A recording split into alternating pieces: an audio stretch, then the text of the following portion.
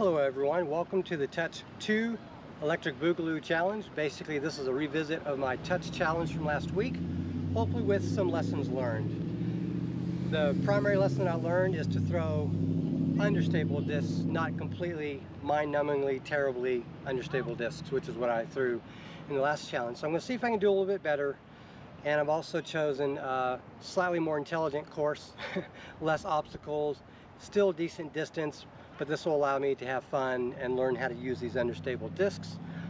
One of my discs from that challenge is making a return, and that's the Mirage. That's a putter, a putt and approach disc that I will use primarily as my putter. My Manta, one of my favorite mid-ranges, is an understable mid-range, and that will make an appearance mostly for forehand, sidearm throws, and upshots back and forehand. And last but not least, my Star Leopard. I've had this for, I don't know, 8 months now. I've used it prodigiously. It's never left my bag. It's my primary driver. So I'm hoping that'll help ablate some of the unstableness that this disc has accrued. It's hit a lot of trees, and a lot of other things that are pretty hard and not alive. So let's go ahead and get to throwing. Alrighty, as with the original Touch Challenge, I'm reserving the right to play a mulligan per hole or play Cali rules, particularly because I'm not exactly sure how all these will work in these conditions. There's less wind, thankfully, but I'm going to go ahead and throw. Now there's some wind coming this way.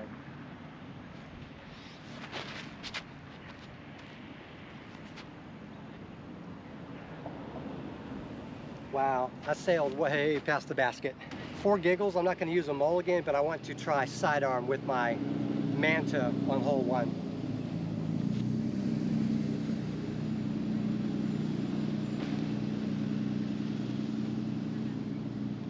Not enough strength. Okay, I have to do a little bit of tripod arrangement there just to get this and the basket in the shot. I have a putt, but not an easy one. But I'll see what I can do.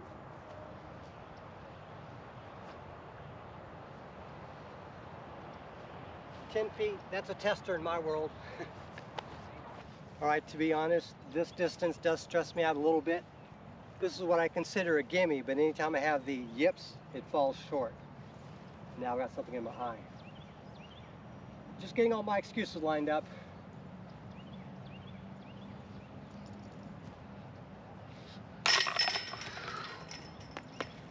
All right, so this is another one of those weird ones that the T-pad is just parallel to the basket. I'm going to go ahead and stand still, a sidearm close to it, because I don't quite trust my backhand over 100 feet at this point for approaches.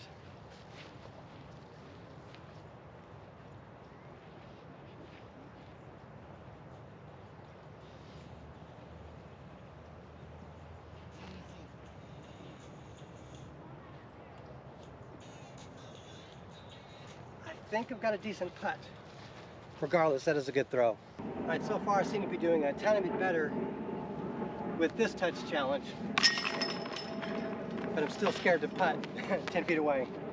I've been more afraid to putt recently out on the course, particularly under camera, because I seem to be cracking under pressure because I'm playing too many courses with high wind and other obstacles that make putting just more stressful for me, and I don't handle stress well, particularly with more people and with the video camera. That said, hole 3, blah.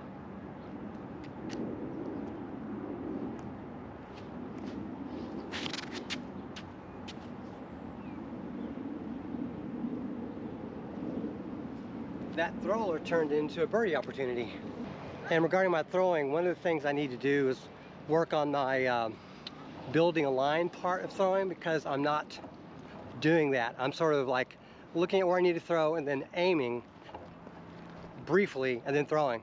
I'm not actually trying to build a path or a line that I want my disc to travel to get where it needs to go. So I think I'm just automatically sending the disc out, and that's leading me to throwing bad shots.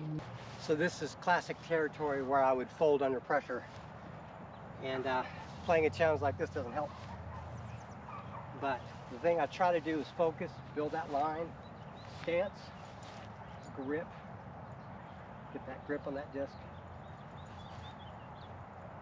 line, then you gotta let it rip.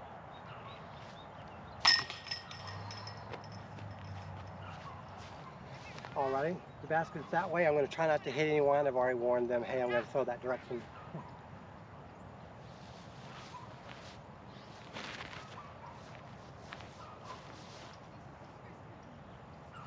Alright, hopefully I can remember where the dog got it. No, no, no, no, no, no, no, no, no, no, no. Thank you. Alright, so the good news, I managed to get about 40 feet farther than my Firebird when I threw that. So that's a testament to the Leopard and its ease of use for a beginner like myself. I'm going to try to do a little bit of a hyzer throw towards that basket. Wish me luck, I'm going to need it.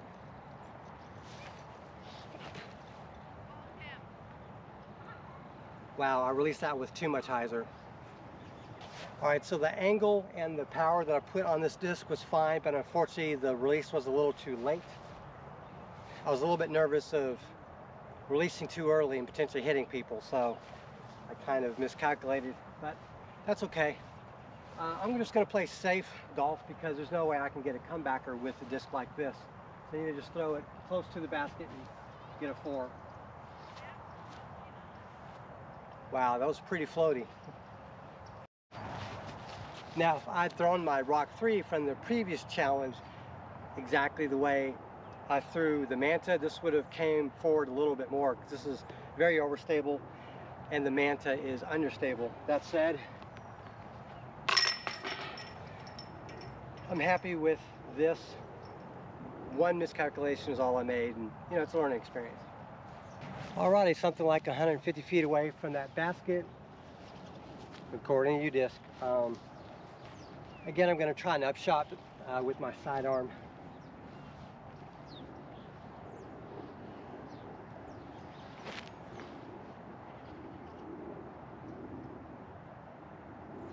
That was a bit too high, but considering it floated down and it went to the right distance, I'm happy with that.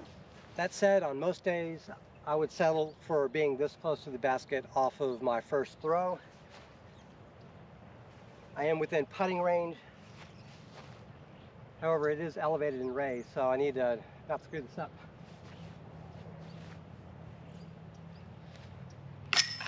Oh.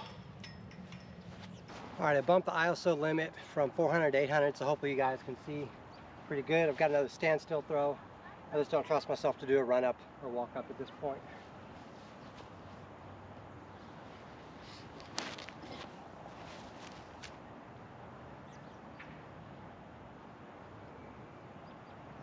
Yeah, I'm going to take a mulligan on that. So I'm going to have to try is with a less stable, slower disc and aim lower.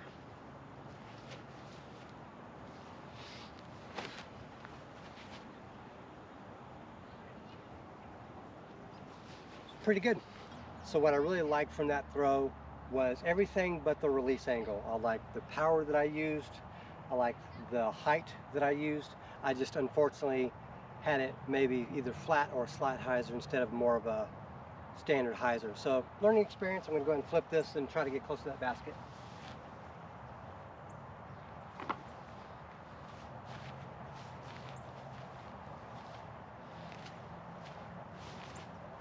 There we go.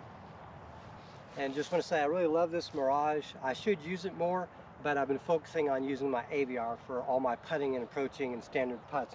But I still think the Mirage has use as an understable putt and approach disc, particularly for beginners, but even for more advanced players that want to get a good turn, a reliable turn, without necessarily, you know, rolling over.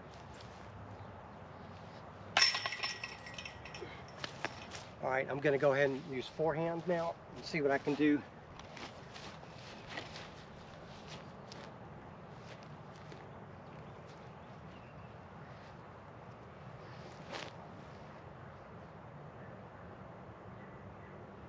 That's pretty darn good. I'm happy with that. All right, another tester putt for me. The odds are going to work against me at some point. Let me go through my routine. Stance, grip, line, and then rip.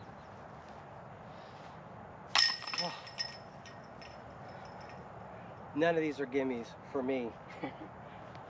Alrighty, again, parallel to the basset, blah, blah, blah, that way, blah, blah, blah, leopard.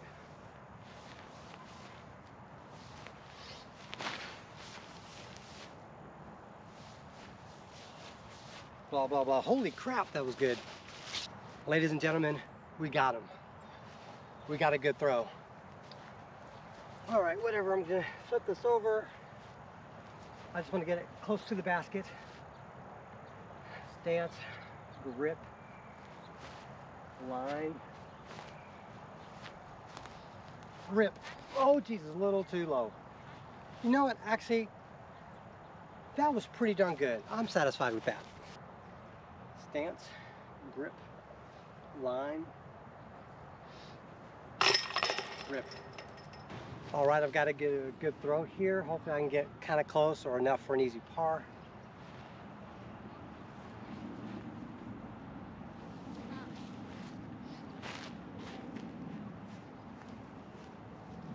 All right, that's almost 200 feet. All right, this is somewhere between approach disc and putter. I feel like this would be a little overstable compared to the Mirage. Let's see what I can do with this.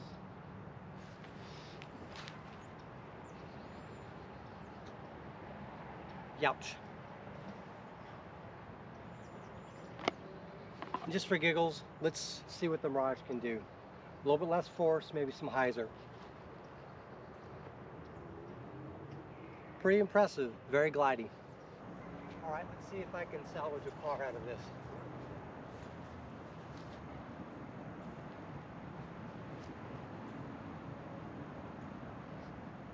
That would be no. All right, that is going to do it. I'd say that's another enjoyable round, this time with understable discs to kind of learn what these discs do in different situations. Anyways, that is going to do it. Thank you very much for watching and have a great day.